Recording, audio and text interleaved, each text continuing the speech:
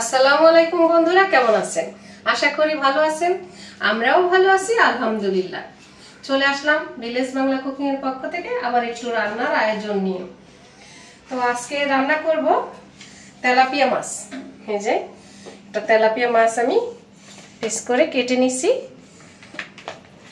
অনেকেই হয়তো তেলাপিয়া মাছ খেতে পছন্দ করেন না, কিন্তু আমাদের মতো মধ্যবিত্ত মানুষদের পুষ্টিকর খাবার হলো এই তেলাপিয়া মাছ। তেলাপিয়া মাছ খেতেও সুস্বাদু। আজকে আমি তেলাপিয়া মাছটা রান্না করব আলু আর দুন্দুল দিয়ে। আলু আর দুন্দুল কেটে নিছি, পেঁয়াজ মরিচটা কেটে নিছি, আদা রসুন বেটে নিছি। তো এখন প্রথমেই মাছটা আমি ভাইজে নিব। মাছ ভাজার জন্য আগে মাছটা ম্যারিনেট করে নিব।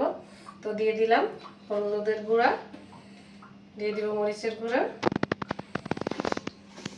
দিয়ে দিব লবণ। মাছটা মাখিয়ে নিব।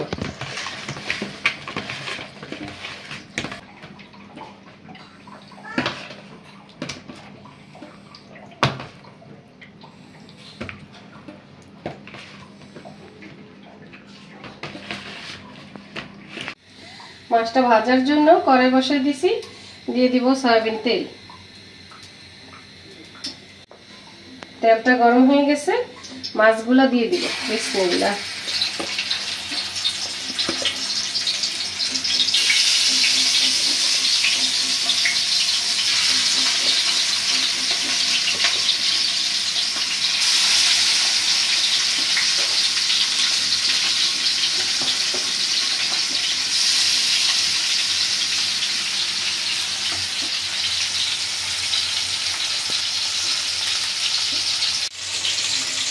মাছটা এখন উল্টাই দিব। হালকা করেই ভাজবো, যেহেতু তরকারি দিয়ে রান্না করব।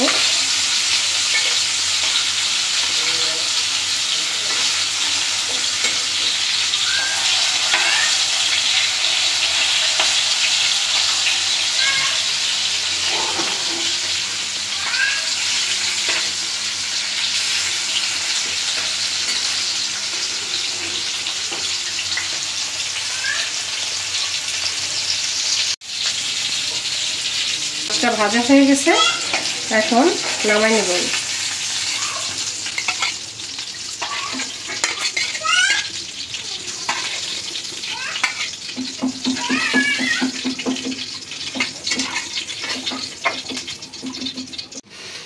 তরকারিটা বসাই দিব। কড়াইটা বসাই দিলাম। এখন মাছ ভাজা তেলটা দিয়ে আমি তরকারিটা রান্না করব। তো মাছ ভাজা তেলটা দিয়ে দিলাম। এখন দিয়ে দিব পেঁয়াজ কুচি, দিয়ে দিব কাঁচামরিচ,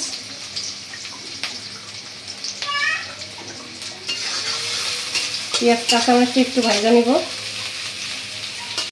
যেহেতু মাছটা আমি ধুন্দুল দিয়ে রান্না করব, তো এর সাথে আলু দিছি। ধুন্দুল তো অনেক নরম তরকারি, তো আলুটা সেজন্য আমি একটু পেঁয়াজের সাথে ভাজা দিব, যাতে তাড়াতাড়ি সেদ্ধ হয়ে যায়।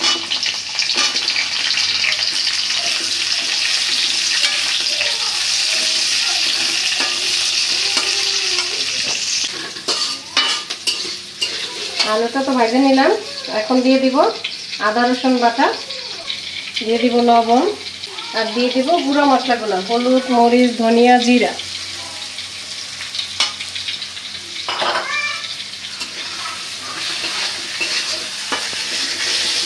মশলাটা কষাই নেব,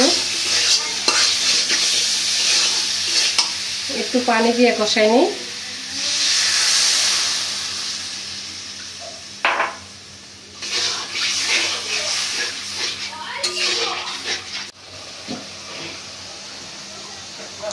আলুটা কষানো হয়ে গেছে, এখন আমি দুন্দুলটা দিয়ে দিব।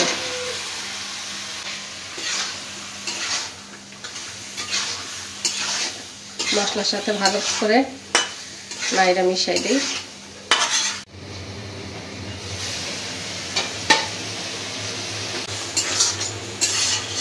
তরকারিটা কষানো হয়ে গেছে, এখন ঝোল দিয়ে দিব।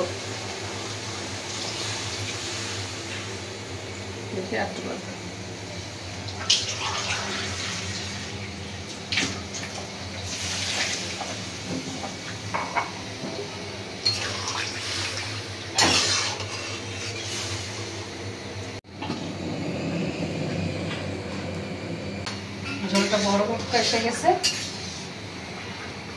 এখন মাছগুলো দিয়ে দিব।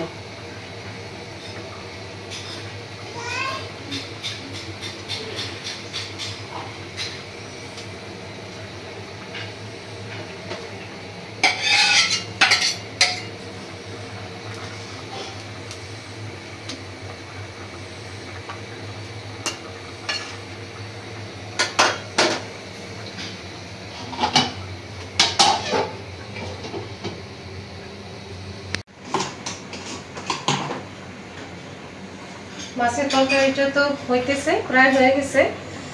এর সাথে আজকে আমি একটা দুর্দান্ত সাথে ভর্তা বানাবো, বেগুন ভর্তা বানাবো। আশা করি সবাই বেগুন ভর্তা পছন্দ করে।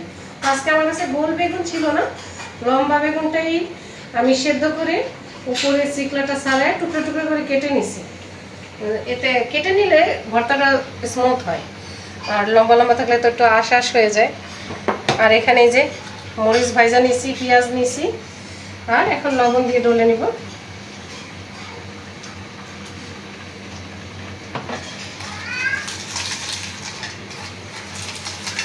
সবাই কি ভাবতেছেন যে এতটুকু ভর্তা এত মরিচ পেঁয়াজ কেন?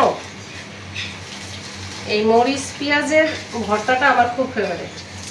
মরিচ পেঁয়াজের ভর্তা একটু রেখে বাকিটা দিয়ে আমি বেগুন ভর্তাটা করব।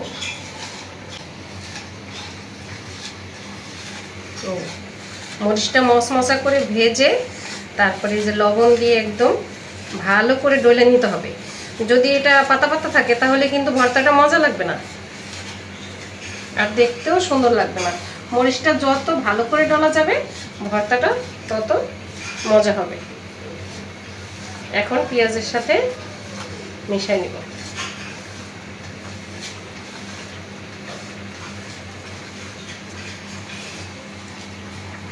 এখন দিয়ে দিব সরষের তেল।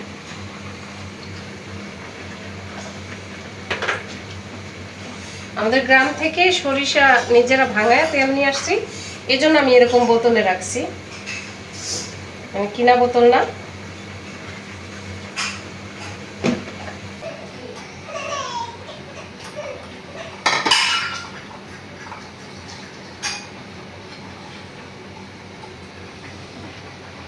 এই যে মরিচ পেঁয়াজ রেখে এখন এটার ভিতরে বেগুনটা দিয়ে দিব।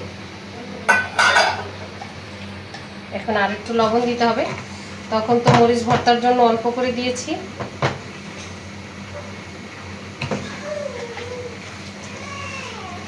ভালো করে চটকায় বানাই নেব।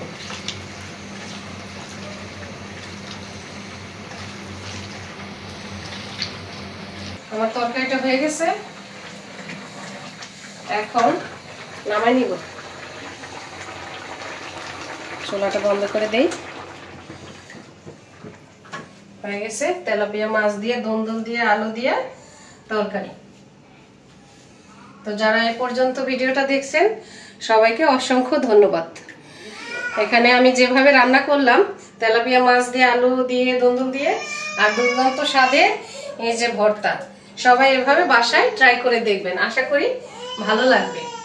আবার দেখা হবে পরের ভিডিওতে। সে পর্যন্ত সবাই সুস্থ থাকবেন, ভালো থাকবেন, আর সবাই আমার ভিডিওতে লাইক কমেন্ট শেয়ার করে আমার পাশে থাকবেন। আল্লাহ হাফেজ।